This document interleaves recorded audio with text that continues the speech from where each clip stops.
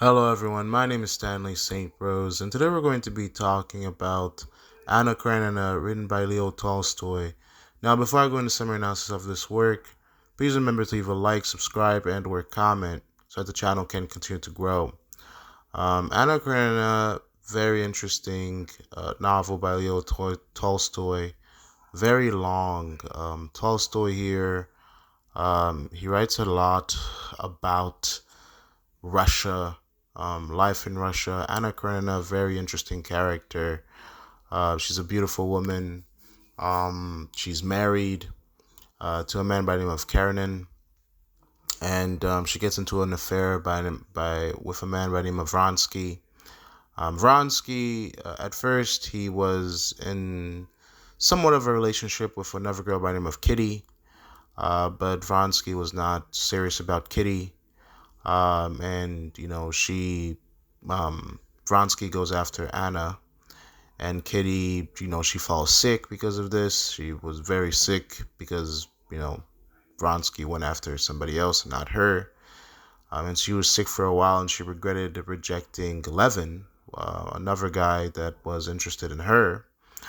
And basically, throughout the novel, it takes some time, but Kitty does end up with Levin, and Anna does end up with Vronsky. And Karenin, the man that Anna was married to, um, he ends up in a very vicious love triangle. So these five individuals, Anna Karenina, Vronsky, Karenin, Kitty, and Levin, these five individuals are the most, you know, they're the focus of the novel. I mean, there's lots of characters. Again, Anna Karenina is very long book. There's a lot that is said within this book. But again, this is a summary, and to make matters, to cut to the chase, basically, we're going to focus on these characters because they pretty much make up the bulk of the topics within this work. Um, let's just cut to the chase. Anna Karenina, she does die. She throws herself under a train when life just got too much. She was in a love triangle with Karenin and Vronsky. Karenin does not want to give her a divorce. They live in upper class Russian society. All these people are rich. They have lots of money. They're not peasants. What they do matter, and gossip goes around. And Anna, she's married to Karenin, but she becomes Vronsky's mistress. She's sleeping with him. She actually gets pregnant with Vronsky's kid within the work. And Karenin, he's all about his life. He's all about his prestige. He's all about himself in society. And he's very cold, he's not that loving. He's very analytical, worried about society and business and social status and things like that.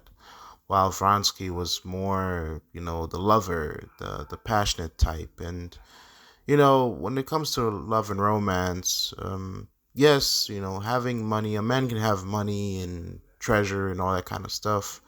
But if he doesn't know how to love, how to be affectionate, how to take care of a woman, you're going to lose her.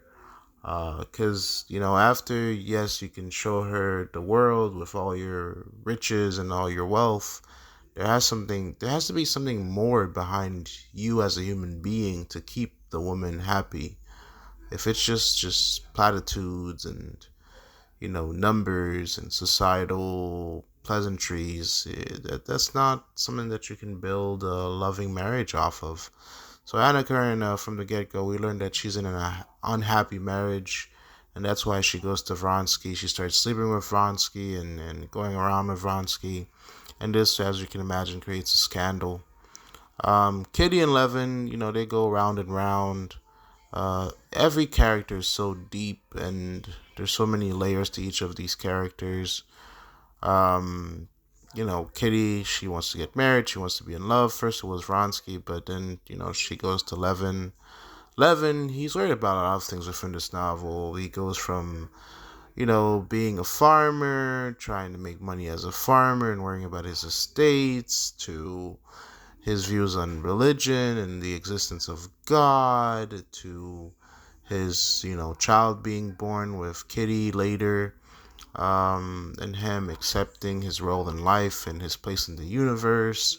And these characters, they think about, Karenin has a bout where he's about thinking about religion after Anna leaves him.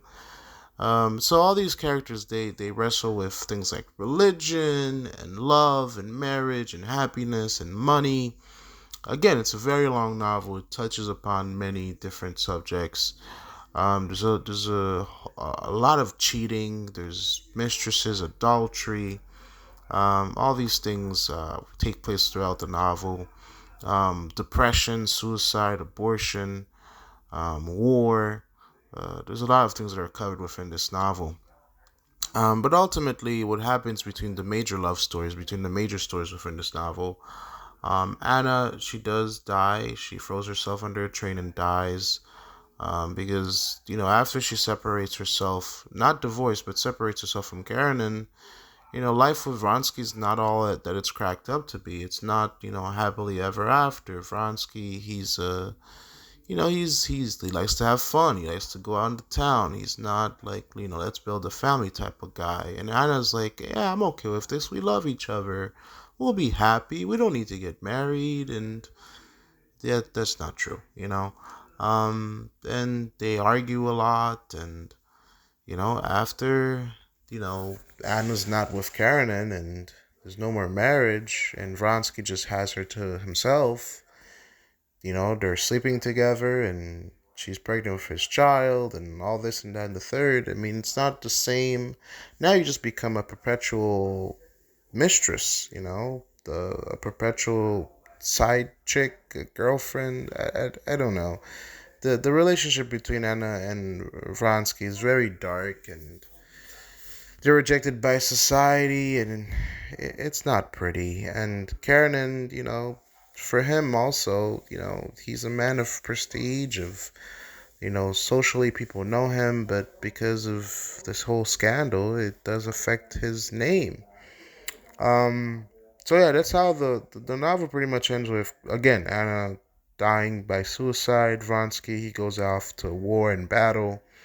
Karenin, he finds God or becomes a Christian, and Kitty and Levin, they pretty much go into married life. Levin becoming closer to God and becoming a family man and learning how to love his wife in marriage. It's not, marriage has some ups and downs. Um, and Levin learns how to live and how to love his wife and his child, and that's just life. In terms of analysis, in terms of deeper meaning, again, this is Leo Tolstoy knows how to write a novel, knows how to write a book. This is very long. There's lots of pieces, lots of things are happening within this. But ultimately, these five people are the main focuses of this work. Of course, Anna Karenina, she is the title character. We do follow her a lot. Her beliefs in life, her position in life, her relationship with her son, how, the separation caused her to not be as close to her son or not being able to see her son as she would want, not being able to get a divorce, her relationship with Vronsky, how it was good at times and how it was bad at times. There's several layers to how everything affected Anna Karenina. Kitty and Levin again, their matrimony, how they got together. There's a lot to take in. These characters are well developed. We don't just, it's not just about love or sex or their relationship. It's everything from how they make money, how they fall in love, how to stay together, their views on reality, on life, on religion, on existence. Um, yeah. One thing in terms of deeper meaning, I would say is that, well, I think a lot of people sometimes will make marriage to be this black and white issue. You get married and that's it, and that's the end of it. But no, marriage. Once you get married, it's only the beginning. You have to grow with that person, live with that person, love that person, deal with life with that person. It's not just the marriage. I think a lot of people think that marriage is the ending of being alone. Maybe that is true. It might be the ending of being alone and going through life by yourself. But once you get married, you just, well, now it's two worlds becoming one, and now you have to go through the world and still deal with all the problems of the world. With it's just that you're not doing it alone. And these characters, I think sometimes they're thinking about just love and romance, but the world is much more than that, people, There's so many things that are happening within the world, and life is about so many different things that it's not stagnant. Anna and Vronsky fought, but as soon as they broke away from Karenin, that they would just be happy. But no, you still have to worry about money and life and where you're gonna live and society and your own existence. And Anna never got that peace that she was looking for. That's why she ended up committing suicide, because she thought that life with Vronsky was going to be passionate and loving and adventurous. And the coldness that she got from Karen, she thought that she would have never experienced that with Vronsky. But the thing with Vronsky is that you just get a world of uncertainty, and you're not married, so the risks are much higher for Anna in a relationship with Vronsky, because